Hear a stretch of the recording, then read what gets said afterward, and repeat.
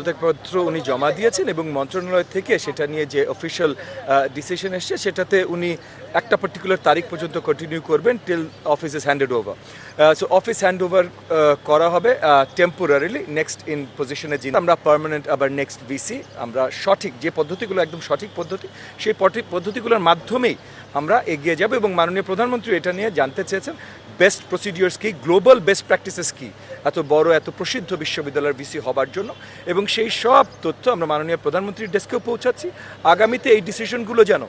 দেশ জাতির জন্য সবচেয়ে ভালো ডিসিশন হয়, শিক্ষাঙ্গনের জন্য সবচেয়ে ভালো ডিসিশন হয়, সেই দিকে আমাদের এবং স্পেশালি মাননীয় প্রধানমন্ত্রী শক্ত নজর। শিক্ষাঙ্গন এখন খুব গুরুত্বপূর্ণ একটা জিনিস, এখানে কোনো কিছু হুটহাট আমরা হাত দিব না, আমরা সুন্দর প্ল্যান করে লং টার্ম আমরা সব পরিবর্তনগুলো নিয়ে আসবো। আর বাকি যে ইস্যুগুলো মীমাংসিত সেগুলো যদি লং টার্ম আরও ভালো করবার জন্য চেঞ্জ প্রয়োজন হয় লং টার্ম আমরা চেঞ্জ করব, কিন্তু হুটহাট কিছুতে আমরা হাত দিতে রাজি না। এখন ইমিডিয়েট অনেক কনসার্ন আছে, সেগুলো আমরা কিছুদূর মাননীয় প্রধানমন্ত্রীর সাথে শেয়ার করেছি এবং মাননীয় প্রধানমন্ত্রী আমাদেরকে এগেন ওভারঅল যে